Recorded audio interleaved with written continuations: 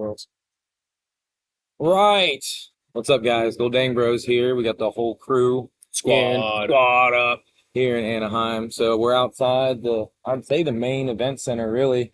This is one big whole city for anybody that's down here and seen it. If not, this whole convention center has turned into Pokemon paradise. All right, you got multiple buildings with different things going on. I know I was in Play Lab all day in a whole separate area from everybody, but it's super fun. These guys got to go around Pokemon Center, that sort of stuff. So really, we're gonna be short and sweet. Just kind of talk about our experiences, travel in, stuff like that.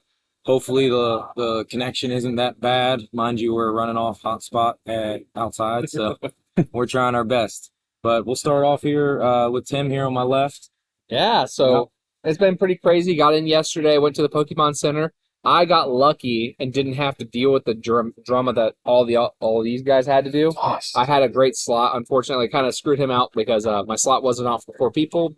When you do a Pokemon Center slot, make sure you do 4 people. It helps your friends out.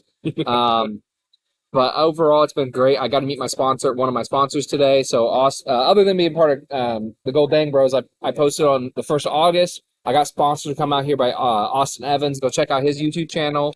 It's called Austin Evans, but I'll be rocking this shirt tomorrow. So if you see me, that's why. He's a really great guy. We had lunch together and stuff. Other than that, we got to go to the Play Lab and stuff like that. Yeah. Man, one comment I want to make about Play Lab. What's up? Why is it so small? I don't know. If you go to PAX or Gen Con, it's actually super huge. It's like one of the main events there. Even it is very small. Like it's smaller compared to like NAIC, EUIC. You had a big hall for it. Whereas like this, it's just kind of in a hallway. We are in a hallway, kind of like. It's just like, and then Pokemon Center's got a freaking entire event center. like they're just Hall A. Yeah. And like it's huge. And then here's Play Lab. I actually think, and this is going to sound controversial. I hope it does. I actually think there is less stuff to do here, like overall, than at Hawaii. So Hawaii, they had an entire area with music, big broadcast going on. They had that Bear Walker was like all of its own area. And then on top of that, they did like a drone show and all of that. I don't think they're doing any of that this year. No, there's no drone show. There's fireworks every night. Oh, they're doing fireworks? They do fireworks every night here, period. Well, we're literally like a mile down the road. Yeah, you guys are. Heard that. I heard that last night. Mm-hmm. I was sleeping. Pokemon's not doing it. No, it's the city. It's Disney that does it. Yeah, Disney. So that makes sense why they're not doing it. So it does kind of stink, but that's still part of the showmanship. It's something I really liked about Hawaii. That drone show was absolutely amazing. For anybody that didn't get to see it, go back on my Facebook and look at the videos. Probably on YouTube as well. Amazing. But the one thing that I was really happy about, I did not get the autograph signing, but one thing they did do that I have been harping on Pokemon for a long time is giving competitors an opportunity to sign up for the autograph sessions. The way they did it this year was the interest list. They didn't make it very clear. And honestly, the interest list did kind of suck, so I'm hoping they fix it for next year and do it more like an actual raffle, like attached to your competitor badge or something. Yeah, that makes sense. That would be really cool. But unfortunately, I didn't get one. But they did make it better this year, so you don't have to go and push a freaking pop-it button. Because that was stupid. 3 seconds. Oh, sorry, guys. I was just making sure sound was working. Doing my broadcaster stuff while we're here. I would say also, I was going to say about the Play Lab part. Yeah. Where you're talking about Gen Con. It's insane how Gen Con is like literally 4 or 5 That's times. right. Actually, to comparison to Tim's point, Adriano was down there in Indy, that's where he's from, at Gen Con. And he can attest to the size of that one. It was freaking crazy. It was literally, there's like tables and more tables. Like, it was like a smaller, like Australia level, like regional level of tables sitting there for you to play Lab. Yeah. And then you get here, it's literally just a hallway. And I think it's dumb. So, Tiger, how was your experience in Anaheim been? So far, it's been good. I've walked a lot more than I thought I was going to. But like in general, I haven't met anybody who's mean or like nasty.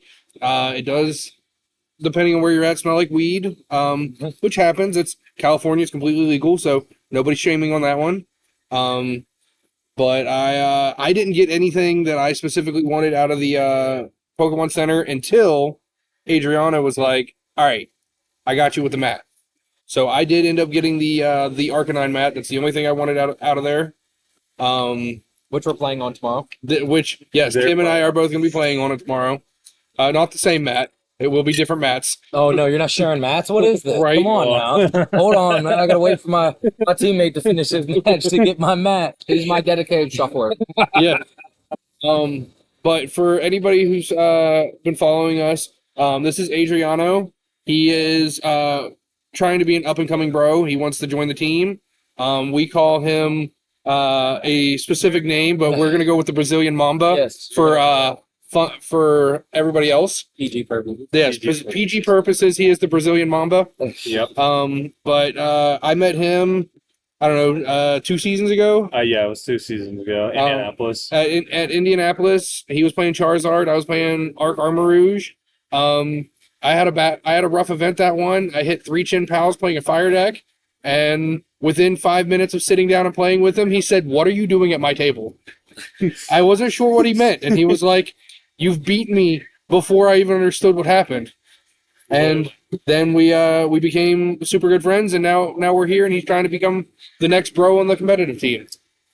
Yeah, and trying to be like these guys and grind it up and try to get my invite next year for Worlds. Trying to start off with going and registering for Monterey and Pittsburgh, and possibly trying to play Milwaukee, Vegas, and some other regionals, and place well and try to make it a Worlds like these guys did this year, so can have a bigger group and make it a Worlds next year. Yep, bros on the rise. Now, Adriano is part of the Latin American group of players. He is stationed out of Indiana, but he is actually a Brazilian. Does have his stuff from there. He's here for college and things like that.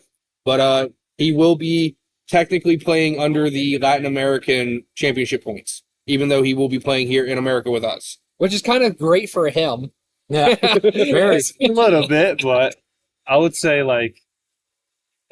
still gotta have the grind the same way. Oh, yeah. Well, You do have to Absolutely. I was It's nicer because you have access to more events yes. here than you did in the Latin America. Which I would say Latin America this year they started popping off a lot We'll be and in also Mexico. doing a lot better with events and also the players I would say experience, because I think the Latin American people are really on a rise, and it's pretty. There's a lot of great Latin American players out there.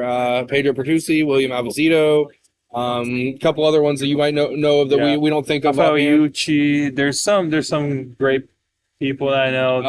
Who was Austin Charles a Latin American player at this point? Oh my god, he literally just does that now. Who's the kid that aged up this year that was playing Terapagos at the beginning of the season that won two regionals in a row in the Latin American ones? I remember him. I don't know. There was a Latin American kid aged up this year, played Terapagos at the beginning of the season, and was just tearing up the Latin American circuit. I don't know. I know there's one that he was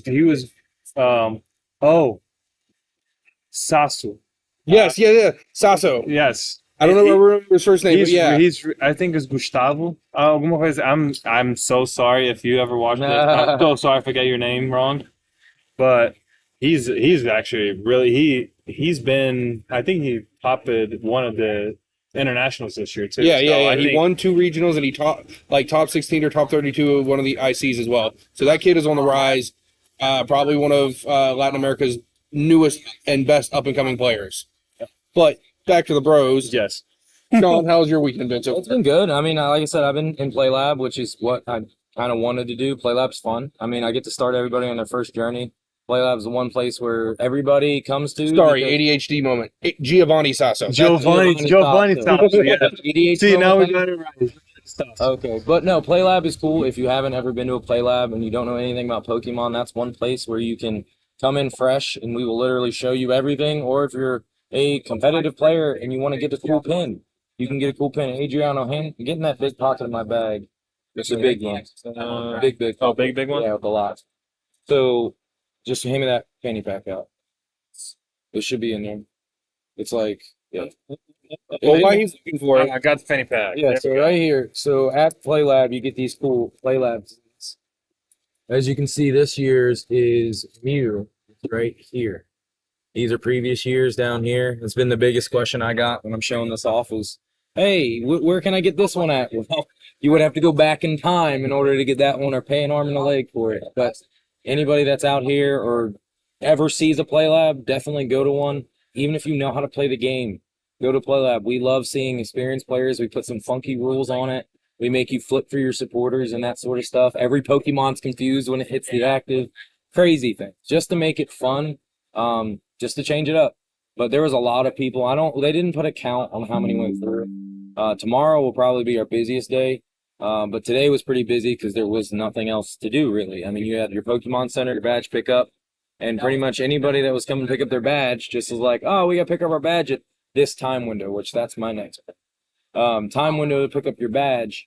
And they just, oh, well, I got 2 hours. Why don't I just get in line and play Pokemon? Right? Mm-hmm. So that was a cool thing. We had Unite Play Lab, which was a first. It's kind of fun. So anybody that plays Unite, there's 2 different ones. They do a 3v3 to start you out. Did they? So that was this is the first year they're actually putting it in the Play Lab with its own kind of stuff to it. Because they do a 3v3, which if anybody plays Unite, it's usually a team of 5. But they've been doing a 3v3 locally, so that way they can show everybody how to play. So things like that. They changed. When I played today, they did a 5v5. So there's 2 modes. There's a 5v5, and then there's a 3v3. If they can get both of them to sit down at the same time, they'll go 5v5. But sometimes it doesn't work out that way. Some people don't want to face other people, and they just want to learn the game. Yeah. But again, that's what it's there for. Play Lab is essentially a big learn to play. But yeah, the one odd thing I want to talk about is the time windows for picking up your badges. It was a good thing and a bad thing, in my opinion. It had people really waiting around in the Play Lab area that Tim alluded to that was very small. So then I had issues with trying to get my line situated and whether they were waiting in line or not. I do like the windows, though, because the people that did get their badges were in and out versus a very long line. What do you guys think about that window? So I got in. I'm going to tell you 2 experiences I watched, which is 10:30 to 2 and then 2 to 4 time slots. Yeah. So I went at 10:30, got mine, no issues. I was already pretty ahead in line though, so got in. It took me like 5-10 minutes to get my badge. I did run into a couple hiccups, but that's because I have spectator badges and competitor badges. So no issues there. But it was really quick. Honestly, getting your badge, super quick. The competitor kit took a little bit longer, probably 20 or 30 minutes, but they had lines ready. They honestly did it better than the Pokemon Center. They controlled it way better. Yeah. But I think it's also the type of mindset people had for it too, was like they were just like, I'll wait in line for it, right? Yeah. So overall, really good on that. What I thought was really interesting was they were really sticking to the time slot. If your time slot was 10:32, you could go in and you weren't, say you showed up at like 1 o'clock and they already sent the people in, you could just go in. But if it was 2 to 4, they were queuing you up outside and making you wait. And they were waiting to send, even if the hall was completely empty and they already got through them. Like, no, you have to wait till 2 to 4. So I think they did a really, really good job there. And if they could implement that same game system at the Pokemon Center and make the Pokemon Center double the size, I think they would do it. They need 2 halls. They need a second hall for the Pokemon Center. Like, just literally have 2 Pokemon Centers and have people be able to go through them. I agree. What do you think about the windows? Because that is new. The windows were interesting. I was fine with it. I think they needed to be a little bit more on point with things because of throwing competitors mixed in with regular spectators. I think that they should have just had a special line for competitors since there's only roughly 1,000 of us. But the thing is, like, the time slot we went into, that was only for competitors and their spectators. Master, you could get a time slot for regular spectators during that time. No. At 10:30 to 2, only TCG Masters could go in. Might have been. I don't know. That was outside. I just saw that. Unless you were a competitor's like +1, the only people who could go at 10:30 to 2 were competitors and their +1s. Like, you couldn't even select it. The next available time slot to select was 2 to 4. It kind of sounds right because every time the lady from the staff was coming out, she was like TCG Masters in line. Yep. And then it kind of makes sense what he was talking about though. So, and if Masters missed that time slot, they could go in at any time and get theirs. Yeah. Now, the only thing I think they were kind of slow on, I wish they would have liked the kits. The kits took forever. That was what I was about to complain about. The digging through your kit to find all the pieces. Why? That was so unnecessary that I need to look for, did you check every zipper? You missed the zipper. Did you find your eyeglass wiper? Just give me my stuff. Like, why is it in 7 pockets? Let me check it. Let me check to make sure I have everything. If I'm missing something, I'll ask. I'll tell you. Yeah. But I get why they're doing it though, because especially with kids, it can be frustrating. I will tell you, I've heard nothing but good thing from parents about the time slot. So kids got in even before us. Yeah, They had their own Yeah. special time as well, from like 9:30 or something, 9 to 10:30 or something. So parents and kids, that was that was probably the best thing that they did. It is light years better than Hawaii. Hawaii was a cluster mess. It was the worst They experience of my turned life. us away from the line. I got lucky. We went over there and they were like, yeah, the line's capped. Like, what do you mean it's capped? We can't get our badge. We need to get our badge. Like, when do we come back? Come back in an hour or so? I'm like, what? I wasn't judging at that time. I was just pokey dadding. But yeah, it was kind of frustrating because I was like, well, I guess we just go get something to eat and come back. And we came back and we did get lucky. We were in the front and just waited. But yeah, it was horrific. Yeah, I got really lucky, so I never had to wait outside to get into the line, wait in the line to get to the line. I took the handicap entrance and got up to upstairs. So, pro tip here, if you can get into a bigger event early that does these, come on the first day that the passes come out because there isn't much of a line. It wasn't that bad on Wednesday when I got my badge, but everybody can be here on Wednesday. We can't even get our badges on Wednesday. You guys can't, but there was some people that were. I guess that's right. You guys have your slots, so never mind. That's judge thing. Now, the only thing that was really annoying from my perspective as a player and a judge is they had some judge exclusive stuff going on yesterday, and we weren't allowed to go to it. Yeah. Whether So we're judges or not. So we were supposed to be allowed, right? Because it was any judge. It said on the event that any judge could go to it, like some drop-in hours. Oh yeah, But yeah, we yeah. couldn't go to the drop-in hours Because you and weren't let staff. because we weren't staffed. We had to be escorted. But if you don't have someone to escort us, we couldn't go. And Yeah. that was also really So frustrating. that was all yesterday. So I will say on that, like today it's fine. Everybody can go in there. Yesterday they literally had to escort me back up to the Professor Cup. Yeah. Came outside for a minute just to get some air, and I went to go back in, and they were like, "Oh, you can't go back up." I'm like, "You just gave me a wristband to go up." So security was pretty tight yesterday. So I will say that. What's funny is my friend Bertha, she was in the hall yesterday because she somehow parked in the staff parking lot by accident, walked through the convention center hall, and got out. So when we left, we had to actually walk around the entire convention center to get to our parking because they wouldn't let us cut back through the building. Yeah, that's crazy. So that was really funny. Oh yeah, no, like there was a friend of mine. I came with my friend Taylor because came in the same plane. She's judging the play lab too. Like I literally, as soon as they were getting in, I was like, "Oh, I might be able to get in and just use the bathroom."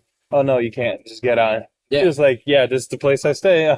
And she got in, and I had to stay out, and I was like, Oh, it's unfortunate. So the other subject before we get into any competition or world stuff, Pokemon Center. Woes from the Pokemon Center. So None. I got everything I well, wanted. I'm glad you did. So we had staff slot at 6 p.m. But thing was 4 p.m. hadn't even gone in when we started lining up at 6. So needless to say, they had about 900 people in the store at the same time. Yeah. And it was impossible to get anything. I was lucky to get the hat and the tank top. Funny story, I actually had to get somebody to get this off the mannequin. Huh. Like quite literally, it was the only hat left. So I actually had somebody tall, like Adriano here. I reached out to a friend and like, hey, can you grab that? I even asked the Pokemon people to like, hey, is it okay if I get that? Like, we're just not gonna look. I said, okay, because it was the only hat around. I mean, they were restocking, but people were just camping at the restock spots, and as soon as something was restocked, it was hands, hands, hands. Yep. So I mean, I think they need to do a little bit better of a job of it. I don't know. I'm not saying staff needs to get like priority, but if we're working all weekend and we're not allowed to use other spots, like we cannot schedule a spot when we're working. I'm working 10 to 6 every day. I can't get another spot. So yesterday was my only chance. And the other thing too with that too is the way they did it at UIC. It was on Wednesday before the store opened. Yep. You had your special hour. Now I didn't like that as a competitor because we didn't have a special hour. So the fact that they still gave you guys a special hour, I still think what I think they need to do is close it down during like a lunch hour. Competitor judges have a special lunch hour that if that's when they can go. Yes. If they just need to do it better for players and judges. Consensus was what we think should happen, and to my own opinion, is they should run it all day. Let the content creators, let the people get in there early, cut it off at 4, literally kick people out by 5, restock, and then let the staff in. Yeah, And let quite the literally, judges. I mean, because players. we're not. I mean, I get a lot of people are. You can look on eBay reselling a lot of this stuff at crazy prices. Please don't fall to it if unless you really want the item. But that's not what the judges are doing. Honestly, we just usually want 1 or 2 things, and I couldn't even get anything. So like, it was still cool to get my hat. You know, it's been a Devil's tradition to get advocate the there. hat. I do know one judge that he buys stuff purely to sell it. He doesn't mark it up double, but he does buy Pokemon stuff to sell, I'm not, and that's fine. I'm not gonna say I don't. I mean, Tiger can attest. I pick up things all the time, and I'm like, Yeah, I like that's this. And the next thing you know, I'm like, I don't like this. There's stuff. I got some stuff that I ended up selling from the Pokemon Center. So, like for example, I sold the jukebox. Yeah. I bought it for $130. I sold it for $200. Yeah. But I also bought stuff from people that was marked up. I bought the skateboard for $500 today. Did it suck? It did. But $500 was way better than 6, 7, 8, 900. 1,000. Yeah, It was literally listed what's at gonna go. 1,000 before people even had it. That was crazy. I really hope nobody's buying it at that Like, point. do you guys even see the? Oh, I even showed you the post that a guy that quote unquote said that he overbought and he won't fit in his bag and he's selling, I've seen the and Nick Moffat. selling it for Yeah. 2 to 3 I was trying to keep times his name the off there, but yeah. price. He's selling I'll throw Nick it. Moffat out there. It's Yeah. Nick Moffat. Like he's a cool dude. I love him.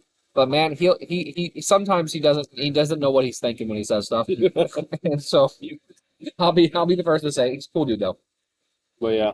But no, other than that, like it's basically what the market is right now. Everything is I going mean, at that's least the 2 to 3 Pokemon times market. the I mean, the price. boxes are selling for crazy.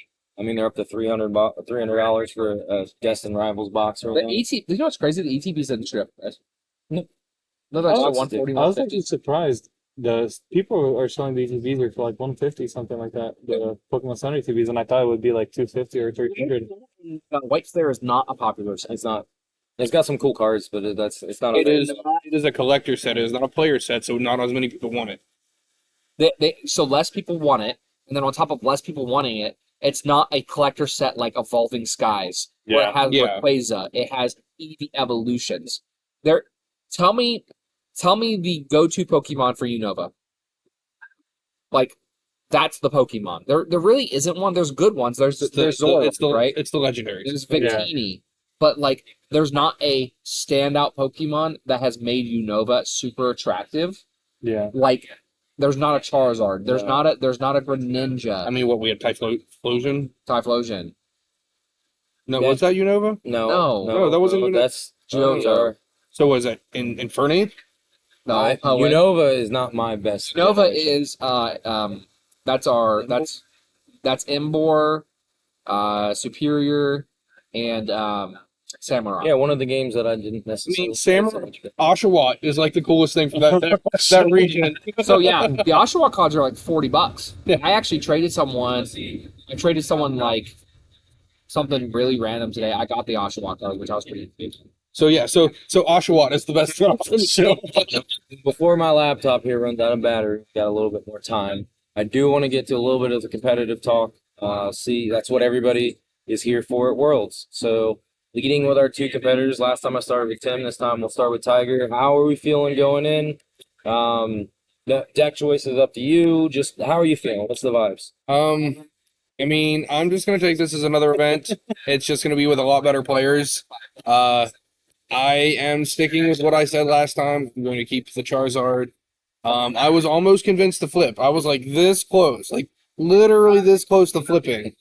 But I was like, I literally have the Goldango deck in Yeah. the bag. I was about to hand it to him. Charizard has done the most work for me this season, and I want to give him the goodbye that he deserves. This is the last event, last Worlds that this specific Charizard will be at, so I just think he deserves to be here. All right, and I think I was Tim's going ready to switch. show you. I was going to switch from Goldango, but then Tiger's like, play it. I was like, fine, I'll play Guardy one last time. So, got my SAR Guardies. Those Oh, they are. The only way I'm switching from this is if this video gets 100K likes, I'll burn this deck live. Look, no, I'm not kidding. If this gets 100K likes before tomorrow morning, I'll burn these live on stream after Worlds, and I'll play Typhlosion. Oh my God. You heard it here. You heard 100K it right likes. here. But yeah, 100%. Tim and I were both going to flip to Goldango, and then when I had my heart to heart with Charizard, I told him, I was like, hey man, you've played Guardy this whole season. That's what got you here. You should give the queen her goodbye. Look, I have the stuffed Guardy coming at some point. Yeah. So Yeah, I might as I well. knew you would. Look, It's I got fine. I needed Typhlosion. They're my babies. Sorry. They need a life-size Typhlosion. If they ever make a life-size Typhlosion, it will be in my house. Isn't Typhlosion like 6'8"? I have a freaking life-size Arcanine in my house. I don't care. How big is the Arc? It's like 6'9". Arcanine is like huge. Yeah. Really? Yeah. That's crazy. Space. I have a 4-bedroom, 1,900 square foot house. Jesus. Where do you put it? In your living room? His Yeah, man it's my cave. kids. It's my kids. Kids riding the. Yeah,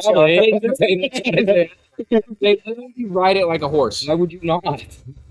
That's actually funny. That's next Godang Bros short We're is going to seeing be I will literally record that for you guys, Yeah. and I'll send it to him. They make it a short. Yep, we will get it. I'll make it a world short. I have my wife send me a video of it. Yes, get it on there.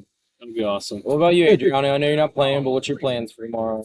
My plans are trying to keep When up that with playmat- these. Oh yeah, I guess that's side event playmat for sure. What does it look like? We don't I know. don't have no idea actually. So Always really similar to the competitor one. Yeah, like I said, I got the one from last year. I love it. try to grind it off a little bit of side events. Try to get some of the exclusive stuff from side events, and of course keep up with these two guys. Try to see how they're doing. Hopefully both Support of bro mode. Oh yeah.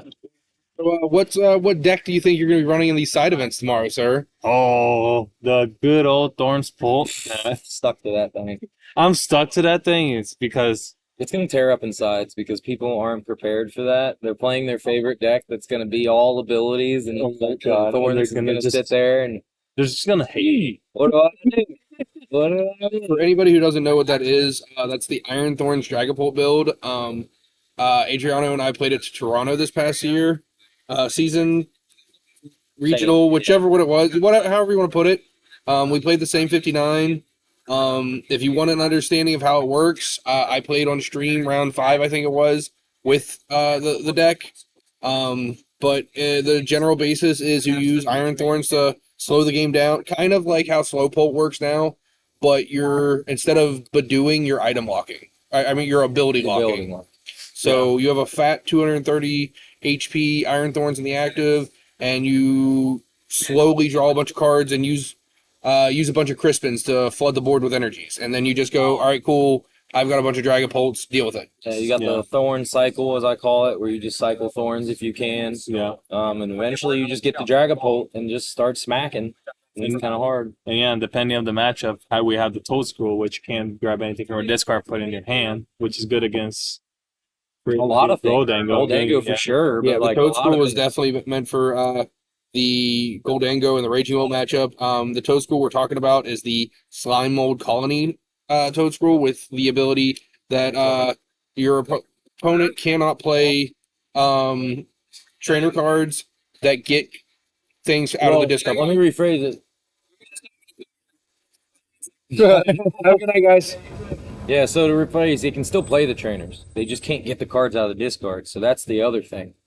So if they would play a superior energy retrieval, let's say for Goldango, they discard their 2 cards, and then nothing happens. Free discard Basically. when you don't want to. Yeah. It's old school. It's a- Yeah, it Toad is. School is Toad School. One of the big plays that people didn't understand what the interaction, we don't have the card anymore in format, was Pokestop. Because Pokestop technically makes you discard the trainers and then you pull them back. So people shortcut the fact that the cards go to the discard pile. They were just like, oh, okay, cool. I got three cards, put them in your hand. But they would play it, not realize that technically goes to the discard pile, and then they would just lose 3 trainers. But Item cards. Yes, item cards, cards, item yeah. cards, yes. But But other than that, that's the skinny, as the kids say, The skinny. for Thorns Bolt. keep an eye out for my brother. He's going to be playing Dusk Bolt tomorrow. My Dusk Bolt. He's a Yu-Gi-Oh player at heart, so please beat the crap out of him. He believes But yeah, I hope Oh, I don't. tech. I hope I don't play against him because that's literally one That of is the worst bad matchup matchup. Yep. against Thornpool. For Thornpool. But that's my baby right there. And that's hey, on first hand, that's probably what I'm taking him on. there's right that power saver battery. So, Oh boy. does anybody have any last minute stuff for the guys out there? Sorry if this connection was a little rough. Mind you, we're running off a hot spot here. If I day 2, we'll be raffling off everything from my competitor kit minus the Pikachu plush and the promos. Okay. That's what I'm gonna put up for if I day 2. I like that. If I day 2, I'll kiss Tiger on stream. Well, look at Carlos. Look at you right there. If I day 2, I'll raffle off a hat. If either one of these two guys day 2, I'll raffle off one of the mini staff things I have, mats and cards, stuff like that. So let's beef them up and hopefully they get there. As we said, if both So- of them make it, I'll raffle one of my There we things that I go. got at Pokemon So Center. it sounds like we got a lot of So raffles for- let's send the big lizard and the queen off with a bang tomorrow. Check in with us, guys. All right. So like I said before, our computer dies. Stay lucky. Stay lucky. Yes, sir.